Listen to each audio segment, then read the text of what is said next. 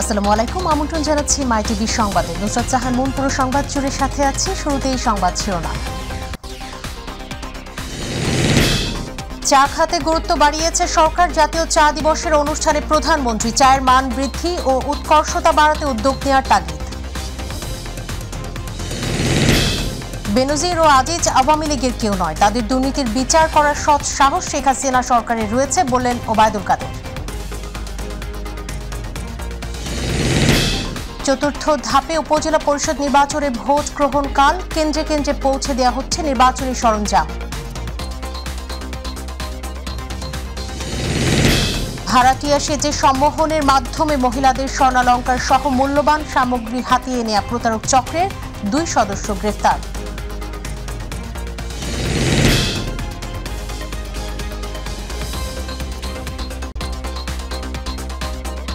সংবাদ এছাড়াও থাকছে মাই টিভির মঙ্গলবারের বিশেষ আয়োজন বিনোদন বিশ্ব।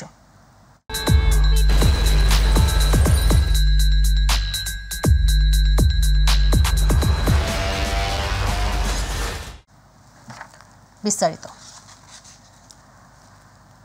চা শ্রমিকদের প্রতি বাগান মালিকদের আরও আন্তরিক ও যত্নবান হওয়ার নির্দেশনা দিয়েছেন প্রধানমন্ত্রী শেখ হাসিনা। জাতীয় চা দিবস উপলক্ষে রাজধানীর ওসমানী স্মৃতি মিলনায়তনে আয়োজিত অনুষ্ঠানে নির্দেশ দেন তিনি। বৈশ্বিক চাহিদা বিবেচনায় চায়ের বহুমুখীকরণের পাশাপাশি গবেষণার উপর গুরুত্ব দেওয়ার পরামর্শ দেন প্রধানমন্ত্রী। আরও জানাচ্ছেন রাকিব হাসান। 1854 সালে সিলেটের মালনীছড়ায় প্রথম বাণিজ্যিকভাবে শুরু হয় চা চাষ। বর্তমানে দেশে 168টি বৃহৎ ও 8000-এরও বেশি ক্ষুদ্র চা বাগান রয়েছে, যেখান থেকে গেল বছর উৎপাদন হয়েছে 102 মিলিয়ন কেজি চা। প্রধান অর্থকরী ফসল এবং রপ্তানি পণ্য হিসেবে চায়ের ঐতিহ্য প্রসারে প্রতি বছরের মতো এবারও 4 জুন পালিত হচ্ছে জাতীয় চা দিবস হিসেবে। দিবসটি উপলক্ষে সকালে রাজধানীর ওসমানী স্মৃতি মিলনায়তনে আয়োজিত অনুষ্ঠানে প্রধান অতিথি হিসেবে যোগ দেন প্রধানমন্ত্রী শেখ হাসিনা। এই শিল্পে বিশেষ অবদান রাখা 8 ক্যাটাগরিতে 7টি প্রতিষ্ঠান ও একজন ব্যক্তিকে প্রদান করা হয় জাতীয় চা পুরস্কার 2024। পুরস্কার প্রাপ্তদের হাতে ক্রেস্ট ও সম্মাননা তুলে দেন প্রধানমন্ত্রী। বক্তব্যে উৎপাদন বৃদ্ধি ও রপ্তানি সহ এই শিল্পের প্রসারে চা বোর্ডের প্রথম বাঙালি চেয়ারম্যান বঙ্গবন্ধু শেখ মুজিবুর রহমানের অবদান তুলে ধরেন শেখ হাসিনা।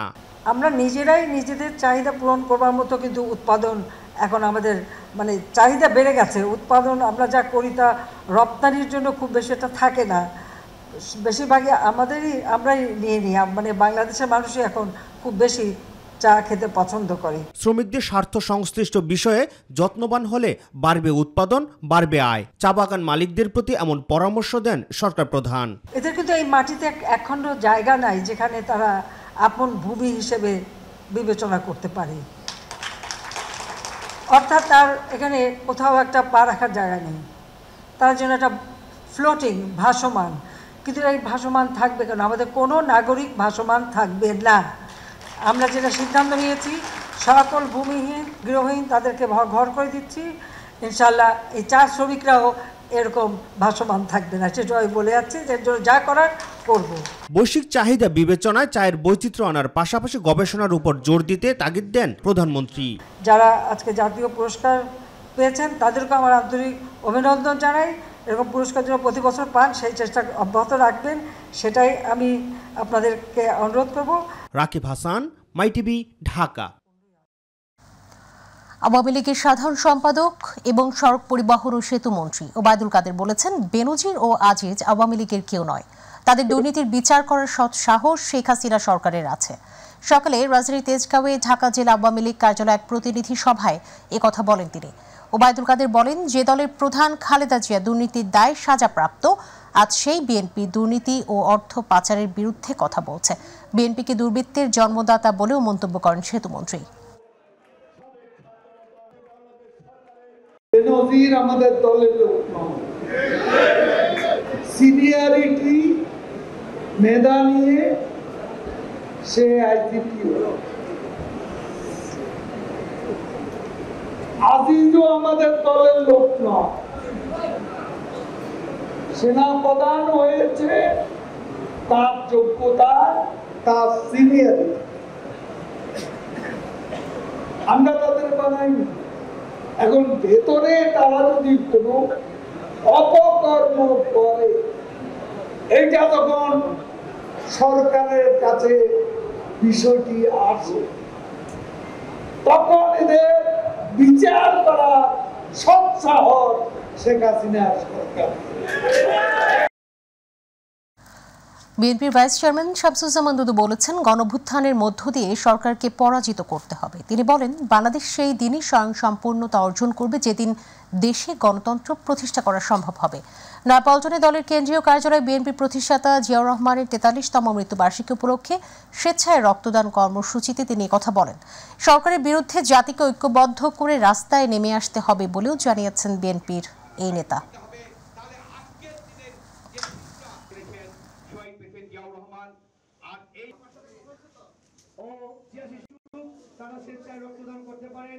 আমরা যতক্ষণ পর্যন্ত গণঅভ্যুত্থানের মধ্য দিয়ে সরকারকে পরাজিত করতে না পারবো, ততদিন পর্যন্ত আমাদের এই কষ্টকর জীবন, জেল জীবনের জীবন, হামলা মামলার জীবন, এটা থেকে আমরা মুক্তি পাবো। আমরা ঐক্যবদ্ধভাবে এই সরকারকে গণ আন্দোলনের মাধ্যমে পরাজিত করি। চতুর্থ ধাপে উপজেলা পরিষদ নির্বাচনের ভোট গ্রহণকাল সকাল থেকে কেন্দ্রে কেন্দ্রে পৌঁছে দেওয়া হচ্ছে নির্বাচনী সরঞ্জাম। নির্বাচন অবাধ, সুষ্ঠু ও শান্তিপূর্ণভাবে অনুষ্ঠানের লক্ষ্যে সারা দেশে বিজেপির 175 প্লাটুন সদস্য মোতায়েন করা হয়েছে। চতুর্থ ধাপে 7 উপজেলার মধ্যে 6টিতে ইলেকট্রনিক ভোটিং মেশিনে এবং 54টি উপজেলায় ব্যালট পেপারে ভোট গ্রহণ করা হবে 5 জুন। নির্বাচনে দুর্গম এলাকার 197টি কেন্দ্রে আগের দিন ব্যালট পেপার পাঠানো হবে, আর ভোটের দিন সকালে ব্যালট পেপার পাঠানো হবে 4947টি কেন্দ্রে। এই ধাপে মোট 721 প্রার্থী প্রতিদ্বন্দ্বিতা করছেন। 1,43,57,820 ভোটার তাদের ভোট প্রদান করবেন।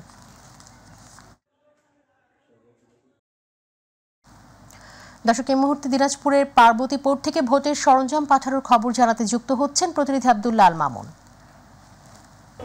জি, আপনাকে ধন্যবাদ। এই মুহূর্তে আছি দিনাজপুরের পার্বতীপুর উপজেলা পরিষদ চত্বরে। আপনি জানেন যে রাত পোহালে কিন্তু 6ষ্ঠ উপজেলা পরিষদ নির্বাচনের চতুর্থ ধাপে যে ভোট গ্রহণ তা কিন্তু অনুষ্ঠিত হবে। ইতিমধ্যে প্রশাসনের পক্ষ থেকে কিন্তু ভোট গ্রহণের সকল প্রস্তুতি সম্পন্ন করা হয়েছে। আমি এই মুহূর্তে আছি উপজেলা পরিষদ চত্বরে। আপনাকে যদি দেখাতে চাই যে উপজেলা পরিষদ নির্বাচনের সাথে সংশ্লিষ্ট যারা রয়েছেন তারা কিন্তু ইতিমধ্যে আমাদের উপজেলা পরিষদ চত্বরে এসেছেন এবং এখান থেকে কিন্তু তাদের ডিউটি বন্টন করা হচ্ছে কে কোন কেন্দ্রে ভোট গ্রহণ করবেন এবং ভোটারদের সার্বিক পরিস্থিতি দেখাশোনার জন্য যারা রয়েছেন তারা কিন্তু এখানে উপস্থিত হয়েছেন এবং এখান থেকে আইন শৃঙ্খলা বাহিনী থেকে শুরু করে সংশ্লিষ্ট যারা রয়েছেন সকলে মিলে কিন্তু তারা কিছুক্ষণের ভিতরে নিজ নিজ ভোট কেন্দ্রে যাবেন এবং পরবর্তীতে আগামীকাল সকাল 8টা থেকে কিন্তু ভোট গ্রহণ অনুষ্ঠিত হবে। আপনাকে যদি জানিয়ে রাখি, এবারে কিন্তু পার্বতীপুর উপজেলা পরিষদ নির্বাচনে কিন্তু 3,05,352 জন ভোটার তাদের ভোটাধিকার প্রয়োগের সুযোগ পাবেন। এর ভেতরে পুরুষ ভোটারের সংখ্যা আমরা যেমনটি জেনেছি 1,53,401 জন এবং মহিলা ভোটার রয়েছেন 1,51,449 জন ভোটার এবং সেই সাথে এবারে কিন্তু তৃতীয় লিঙ্গের যে ভোটার রয়েছেন তারা কিন্তু রয়েছেন 2 জন। তো ভোট গ্রহণের সাথে সংশ্লিষ্ট যারা রয়েছেন তাদের প্রস্তুতি সর্বশেষ পরিস্থিতি ছিল এটি পার্বতীপুর থেকে। মামুন, ধন্যবাদ। দেশের বিভিন্ন এলাকায় ভাড়াটিয়া ছদ্মবেশে গৃহে প্রবেশ করে অভিনব কায়দায় প্রতারণার মাধ্যমে মহিলাদের স্বর্ণালংকার সহ মূল্যবান সামগ্রী হাতিয়ে নেয়া প্রতারক চক্রের 2 জনকে নরসিংদী থেকে গ্রেফতার করেছে র্যাব। সকালে কারওয়ানবাজার মিডিয়া সেন্টারে সংবাদ সম্মেলনে র্যাব জানিয়েছে, গত 30 এপ্রিল খুলনার বানরগাতি এলাকার একটি বাড়ি থেকে ভাড়াটিয়া সেজে বাড়ির মালিকের স্ত্রীকে কৌশলে স্বর্ণালংকার সহ মূল্যবান জিনিসপত্র লুট করা হয়। এ ঘটনায় দায়ের করা মামলার প্রেক্ষিতে রাতে র্যাব সদর দপ্তরে গোয়েন্দা শাখা ও র্যাব 11 সিপিএসএ নরসিংদীর যৌথ আভিযানিক দল ভাড়াটিয়া সেজে মহিলাদের সম্মোহন করে স্বর্ণালংকার সহ মূল্যবান সামগ্রী হাতিয়ে নেওয়া প্রতারক চক্রের অন্যতম মূল হোতা মোহাম্মদ আলী হাসান সোহেল ও মোসাম্মদ সালমাকে গ্রেফতার করে। বাসাইল এলাকায় একটি অভিযান পরিচালনা করে এই প্রতারক চক্রের মূল হোতা এবং তার সহযোগীকে গ্রেফতার করে। যে অপরিচিত কারোর সাথে এভাবে সখ্যতা গড়ে তোলা এবং তাদের কোনো প্রলোভনে প্রলুব্ধ হওয়া থেকে আপনারা যেন বিরত থাকেন। মালয়েশিয়ায় কর্মী পাঠানো নিয়ে যে সংকট তৈরি হয়েছে এর দায় মালয়েশিয়ার সরকার ও প্রবাসী কল্যাণ মন্ত্রণালয়েরও, জানিয়েছে রিক্রুটিং এজেন্সিগুলোর সংগঠন বায়রা।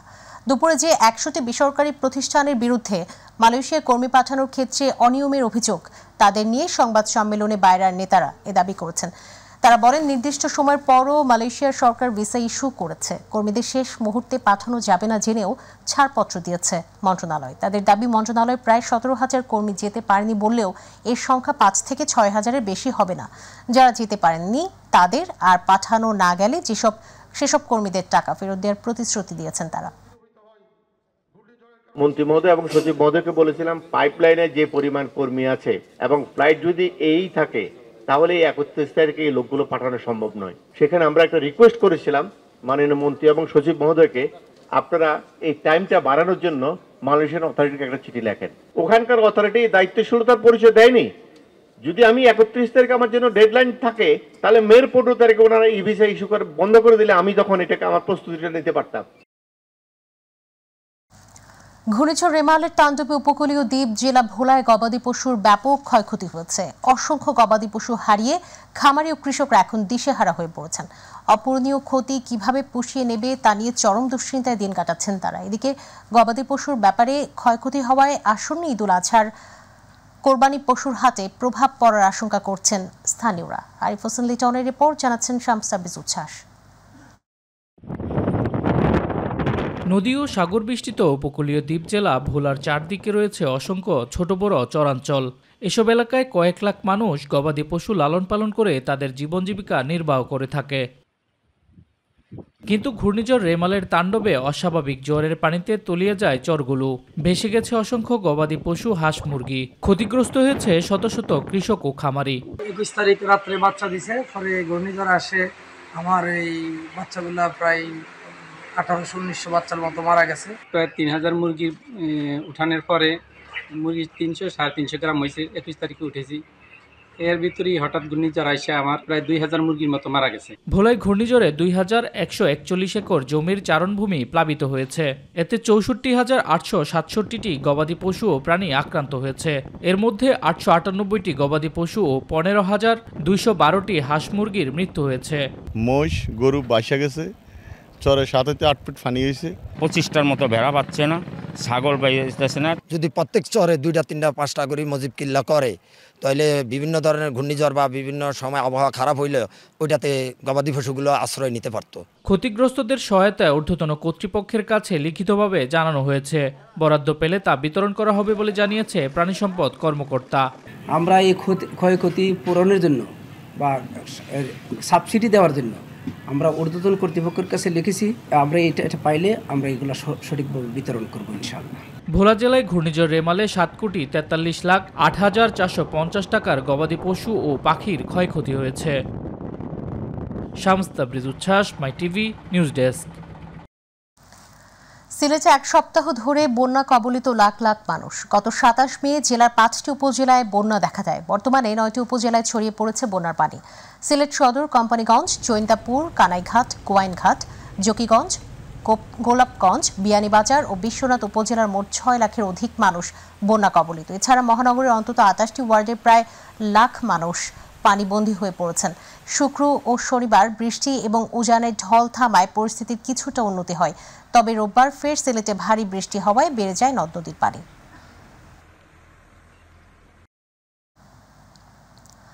ভোগান্তির কারণ হয়ে দাঁড়িয়েছে রংপুরের পীরগাছা রেল স্টেশনের ওভারব্রিজটি। সম্প্রতি প্ল্যাটফর্মটি উঁচু ও দৈর্ঘ্য বাড়ানো হলেও যাত্রীরা এর সুফল তেমন পাচ্ছেন না। যাত্রীদের পারাপারের জন্য একটি পুরনো ওভারব্রিজ থাকলেও ঝুঁকিপূর্ণ মনে হওয়ায় তা ব্যবহার করছে না কেউ, যার ফলে অনেকটা বাধ্য হয়েই রেললাইন ডিঙিয়ে উঁচু প্ল্যাটফর্মে ওঠানামা করতে গিয়ে প্রায় ঘটছে দুর্ঘটনা। প্রতিনিধি খুরশিদ আলমের রিপোর্ট, জানাচ্ছেন SM হামিম। রংপুরের পীরগাছা রেল স্টেশনে ওভারব্রিজ থাকলেও নেই ছাউনি। রাত হলেই ওভারব্রিজটি চলে যায় মাদকসেবীদের দখলে, যে কারণে এর সুবিধা নিতে পারছে না যাত্রীরা। অপরিকল্পিত নিম্নমান নির্মাণে এই ওভারব্রিজটি এখন অব্যবহারের অযোগ্য হয়ে পড়েছে। ফলে ওভারব্রিজ থাকা সত্ত্বেও মানুষ রেল লাইন ডিঙ্গিয়ে উঁচু প্ল্যাটফর্মে ওঠানামা করছে। এতে প্রায় ঘটছে দুর্ঘটনা। এখানে দেখবেন যে পাটাটন অনেক ভাঙ্গা, পাটাটন এখানে যে কোনো সময় যে কোনো মুহূর্তে অ্যাক্সিডেন্ট ঘটতে পারে। ফুট ওভারব্রিজটা রাতের বেলা পর্যাপ্ত আলো নাই, অনেক নেশাখোররা সেখানে অবস্থান করে, এজন্য কেউ উঠতে চায় না। দিনের বেলা ছাদ নেই, অনেক রোদ, ব্যস্ততম একটা রেল স্টেশন, কক্ষ দেওয়া দরকার, মহিলা টয়লেট দেওয়া দরকার, পাবলিক টয়লেট, সেটা নাই। কারণ এভাবে যাতায়াতের মাধ্যমে অনেকের দেখা যাবে যে একটা বিপদ হবে, অনেক রকম অ্যাক্সিডেন্ট হতে পারে, কারো প্রাণনাশেরও হুমকি থাকতে পারে।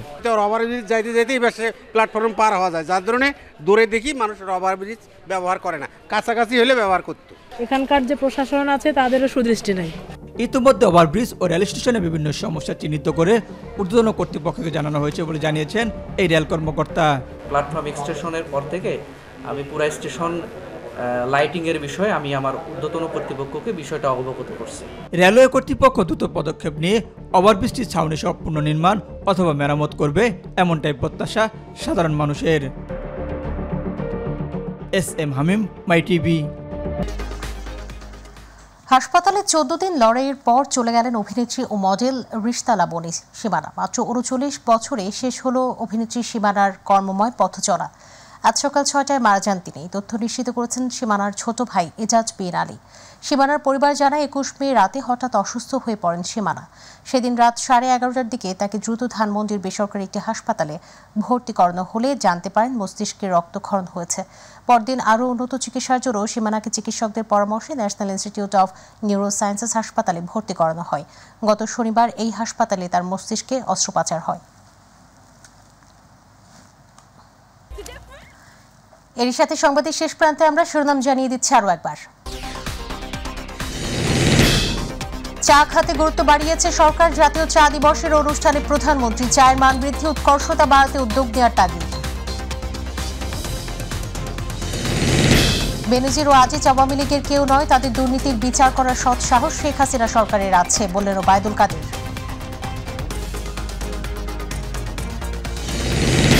চতুর্থ ধাপে উপজেলা পরিষদ নির্বাচনের ভোট গ্রহণ কাল, কেন্দ্রে কেন্দ্রে পৌঁছে দেওয়া হচ্ছে নির্বাচনী সরঞ্জাম।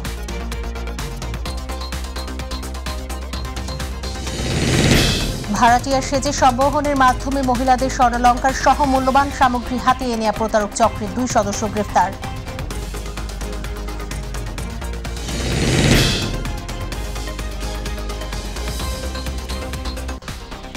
সঙ্গে থাকার জন্য অসংখ্য ধন্যবাদ। এছাড়া ইউটিউবে মাই টিভি সংবাদ পেতে ভিজিট করুন youtube/mytvbd নিউজ এবং আমাদের অনুষ্ঠান দেখতে ভিজিট করুন youtube/mytvবাংলা, facebook/mytvবাংলা। পরে সংবাদ দেখার আমন্ত্রণ জানিয়ে বিদায় নিচ্ছি। আল্লাহ হাফিজ।